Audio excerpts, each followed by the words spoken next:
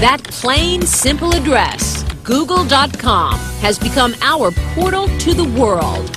You can use it to find out how to tie a bow tie, tuck the middle of the loose end behind the bow, or to get a football score. It can also help you with more personal issues, like finding a divorce lawyer, researching a medical problem, even getting a date.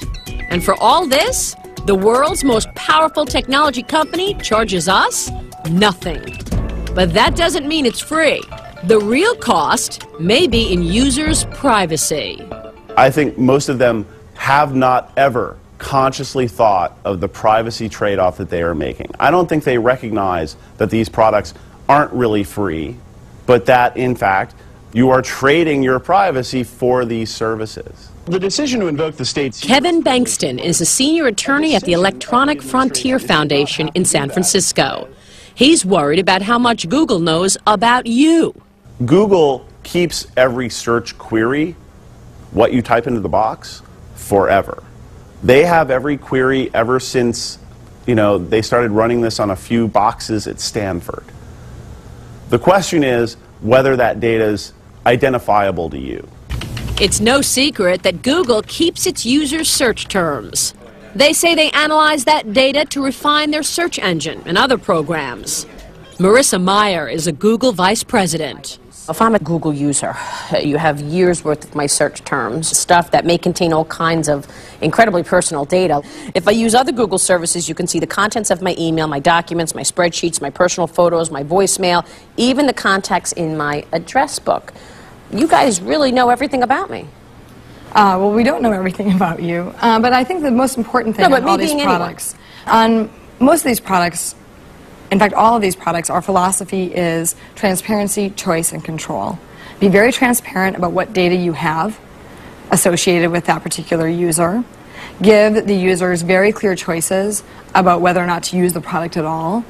And then give them control over their data, because we really do believe that the users own their own data and they should be able to control it. That may be Google's policy, but it's not the law. No one really owns the data, but Google controls it, and the volume of it is staggering. This is the geo display. Each dot is a query, each color is a language. Almost 2 billion Google searches are done every day. And this is actually the live queries right now. That has created an astoundingly intimate database of who we are and what we think. People turn to the search engine box and admit things to it that they would not admit to their doctor, their shrink, their priest, their wife or husband, or anyone else, without a thought that all of these queries are being stored. If that doesn't give you pause, Seton Hall law professor Frank Pasquale has a suggestion. Imagine someone reading through a list of every Google search you've ever done. There are things that can be misinterpreted, or that could somehow shed a bad light or shed a false light on somebody. You may just be interested in a certain topic, but it may associate you with a topic like terrorism or something like that. If you're doing a school report on that, that would be tough if you ultimately found yourself on, say, some TSA watch list because it ended up getting to the TSA. Yeah, but isn't a search done on Google completely anonymous? It depends. If you're signed in, it's definitely not anonymous. If you're not signed in, that search will at least be connected to your IP address, which is the unique address of your computer on the network. Privacy advocates say the digital footprints we leave behind, from cell phones, GPS devices, and search engines, just to start, have created a huge array of targets for prying eyes. Not just from marketers and hackers, but also the government and law enforcement officials pursuing terrorists and other criminals. Police, don't move! Don't move! The Fourth Amendment protects citizens from unreasonable search and seizure. But the government has argued that it doesn't protect data handed over to a third party, like Google.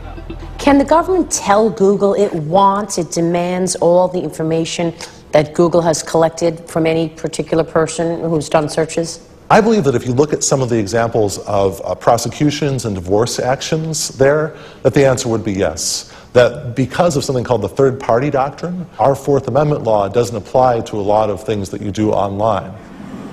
In fact, the Electronic Frontier Foundation estimates that Google is subpoenaed in lawsuits, criminal cases, and intelligence investigations tens of thousands of times a year. Though it sometimes fights these requests, Google is compelled to reveal its users' information in some cases. The company declined to tell us how often that happens. People are treating Google like their most trusted friend. Should they be? Well, I think judgment matters. Eric Schmidt is Google's CEO. If you have something that you don't want anyone to know, maybe you shouldn't be doing it in the first place.